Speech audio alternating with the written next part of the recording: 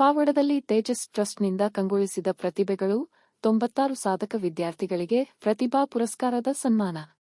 ಪಾವಗಡ ಪಟ್ಟಣದ ತೇಜಸ್ ಕನ್ವೆನ್ಷನ್ ಹಾಲಿನಲ್ಲಿ ತೇಜಸ್ ಚಾರಿಟಬಲ್ ಹಾಗೂ ಎಜುಕೇಷನಲ್ ಟ್ರಸ್ಟ್ ಆಶ್ರಯದಲ್ಲಿ 2025-26ನೇ ಸಾಲಿನ ದ್ವಿತೀಯ ಪಿಯುಸಿ ಮತ್ತು ಎಸ್ಎಸ್ಎಲ್ಸಿಯಲ್ಲಿ 80%ಕ್ಕೂ ಹೆಚ್ಚು ಅಂಕ ಗಳಿಸಿದ 96 ಸಾಧಕ ವಿದ್ಯಾರ್ಥಿಗಳಿಗೆ ಪ್ರತಿಭಾ ಪುರಸ್ಕಾರ ನೀಡಿ ಗೌರವಿಸಲಾಯಿತು.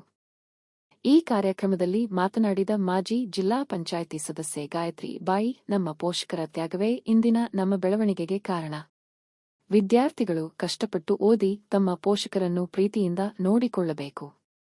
ಬಡ ವಿದ್ಯಾರ್ಥಿಗಳಿಗೆ ನೆರವಾಗಲು ಆರಂಭಿಸಿದ್ದ ಉಚಿತ ಸಿಟಿ ಕೋಚಿಂಗ್ ಕೇಂದ್ರವನ್ನು ವಿದ್ಯಾರ್ಥಿಗಳು ಆಸಕ್ತಿ ತೋರಿಸಿದರೆ ಮತ್ತೆ ಪ್ರಾರಂಭಿಸಲು ಸಿದ್ಧರಿದ್ದೇವೆ ಎಂದರು.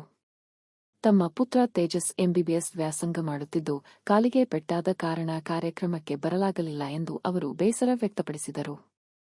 ಟ್ರಸ್ಟ್ ಅಧ್ಯಕ್ಷರು ಹಾಗೂ ಮಾಜಿ ಶಾಸಕ ಸೋಮನಾಯ್ಕ ಮಾತನಾಡಿ, ಪ್ರತಿ ವರ್ಷ ವಿದ್ಯಾರ್ಥಿಗಳಿಗೆ ನೀಡುವ ಈ ಪ್ರೋತ್ಸಾಹ ಅವರಲ್ಲಿ ಶೈಕ್ಷಣಿಕ ಆಸಕ್ತಿಯನ್ನು ಹೆಚ್ಚಿಸುತ್ತದೆ ಎಂದು ತಿಳಿಸಿದರು. ಇದೇ ಸಂದರ್ಭದಲ್ಲಿ ಪಟ್ಟಣದ ಶನಿಮಾತ್ಮ ಸರ್ಕಾರಿ ಶಾಲೆ ಹಾಗೂ ವೈ.ಎನ್.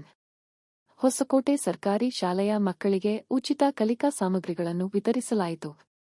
ಈ ವೇಳೆಯ ಕಾರ್ಯಕ್ರಮದ ನಂತರ ಮಾಜಿ ಜಿಪಂ ಸದಸ್ಯೆ ಗಾಯತ್ರಿ ಬಾಯಿ ಅವರ ಹುಟ್ಟುಹಬ್ಬವನ್ನು ಅಭಿಮಾನಿಗಳು ಕೇಕ್ ಕತ್ತರಿಸುವ ಮೂಲಕ ಅದ್ದೂರಿಯಾಗಿ ಆಚರಿಸಿದರು. 4 ವರ್ಷ ಹೋದ್ರೆ ನೀವೆಲ್ಲ ನಿಮ್ಮ ಕಾಲ ಮೇಲೆ ನಿಂತ್ಕೊಂತೀರಾ, ನಿಮ್ಮ ಸಂಸಾರ, ನಿಮ್ಮ ಅಪ್ಪ ಅಮ್ಮ ನೀವೆಲ್ಲರೂ ಚೆನ್ನಾಗಿ ನೋಡ್ಕೊಂತೀರಾ.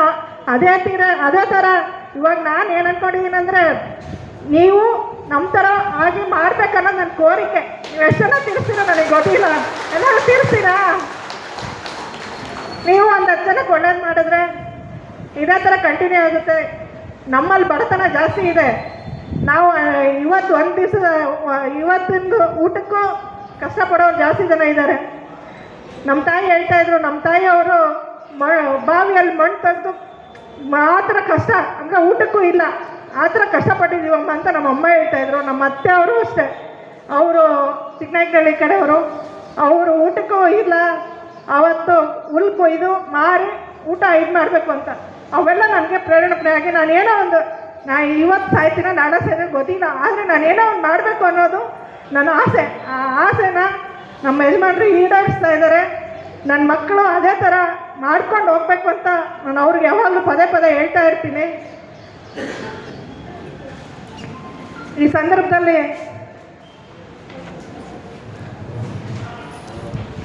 ಸ್ವಲ್ಪ ಭಾವುಕರಾದೆ, ಎಲ್ಲರೂ ಏನೋ ಅನ್ಕೋಬೇಡ್ರಿ. ಯಾಕಂದರೆ ನನ್ನ ಮಗನ ಮೇಲೆ ಸ್ವಲ್ಪ ಪ್ರೀತಿ ಜಾಸ್ತಿ. ಯಾರು ಹೆಣ್ಮಕ್ಳಿಗೆ ಗಂಡ್ಮಕ್ಳು ಅಂದರೆ ಪ್ರೀತಿ ಜಾಸ್ತಿ.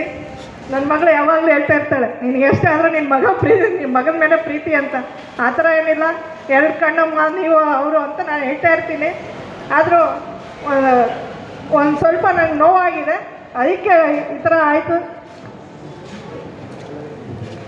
ನಿಮ್ಗೆಲ್ಲರಿಗೂ ಒಳ್ಳೇದಾಗಲಿ ಅಂತ ಆ ದೇವರಲ್ಲಿ ಇವಾಗ CET ನೀಟ್ ಎಕ್ಸಾಮ್ ಬರೆದಿದ್ದೀರಾ, ಒಳ್ಳೆ ಕಾಲೇಜುಗಳು.